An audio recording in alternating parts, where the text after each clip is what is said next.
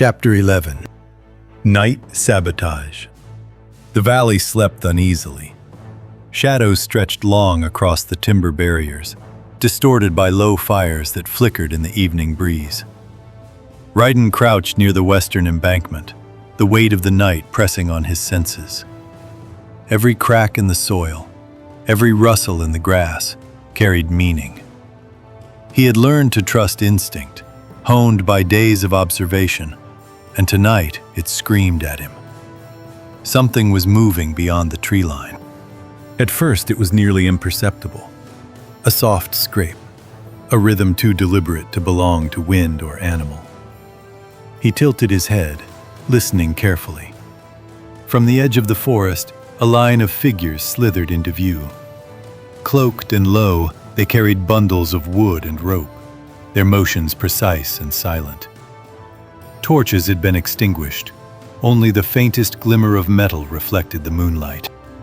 "They move differently tonight," Raiden whispered to the tall warrior beside him. He did not speak the language perfectly yet, but the warrior understood the tone of urgency.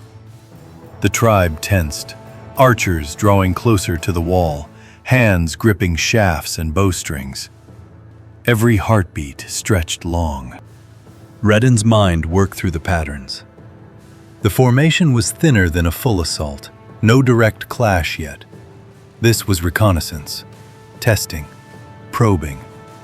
The attackers were focused on the gates. If they could force them open, the valley would fall without the need for sustained siege. The ram, the towers, the infantry, those were contingencies. The Romans, as always, preferred precision over brute force. From the tree line, ropes were fastened across posts, anchored carefully, ready to pull or topple. Small bundles of sharpened stakes were arranged against the gate's base, likely to pry or collapse the timber. Raiden's pulse tightened. He could almost feel the weight of their calculations. They were not just attacking, they were analyzing, applying force in the exact sequence to break defenses efficiently. "Here," he said, kneeling and pointing toward a section of the gate where the wood had been weakened by rain. He gestured, demonstrating how the rope might catch and lever it. The tall warrior understood instantly, barking orders as several men ran to reinforce the timber, adding wedges and tightening stakes. Raiden moved along the barrier, hands steady, checking for any other vulnerable points. His eyes traced the ropes as they shifted slightly with the wind, and his mind filled in the likely sequence the Romans would follow. The first strike came softly, almost imperceptibly. A rope pulled at the gate's edge, and a bundle of stakes scraped along the timbers. A faint snap echoed in the still night. Raiden crouched lower, calculating the momentum and pressure. "They'll try again, heavier this time," he murmured. The tall warrior nodded, already shifting reinforcements. Flames from the torches hidden in the valley flickered as archers leaned out, loosing shafts toward the nearest shadows. One of the Roman saboteurs fell backward, landing silently in the dark, but the rest pressed on with relentless focus. Ropes creaked, wood groaned. Every sound carried instruction. Raiden recognized the rhythm now, the cadence of their night operations. He began picking out repeated syllables in the Roman shouts, short, clipped words, but he did not yet understand them. Only the purpose, the intent.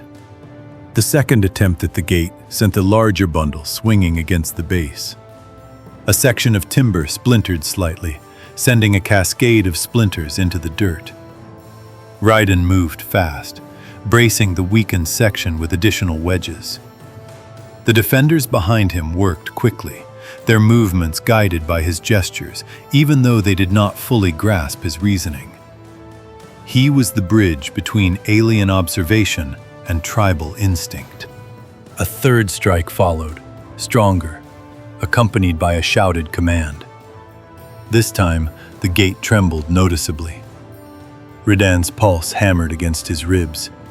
He signaled for more archers to cover the perimeter while moving a wedge under the weakened center beam. The Roman line advanced just enough to test their leverage, then retreated behind the tree line to pull again. Each attempt was methodical. They tested, retreated, adjusted, and struck anew.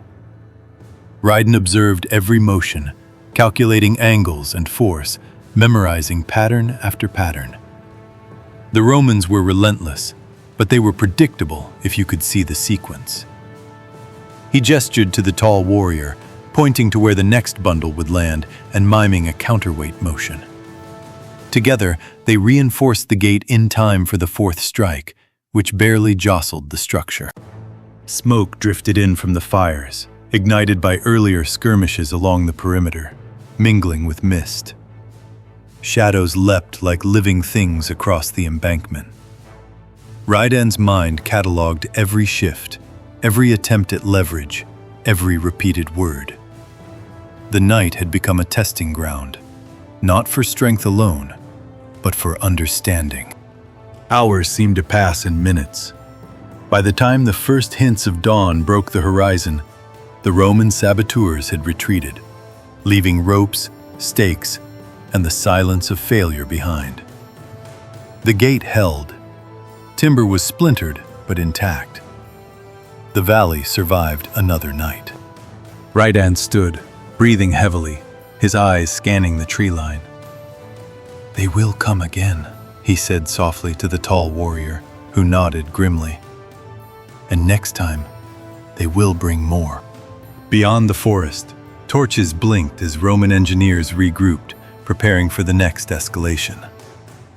Raiden's gaze lingered on them, sharp and calculating. Each strike tonight had taught him something. Each movement had reinforced the patterns in his mind.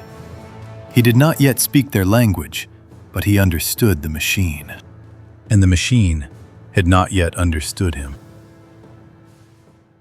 There is always a story to be told out here in the frontier, as long as there is someone to listen, like, and subscribe, and join us again for more.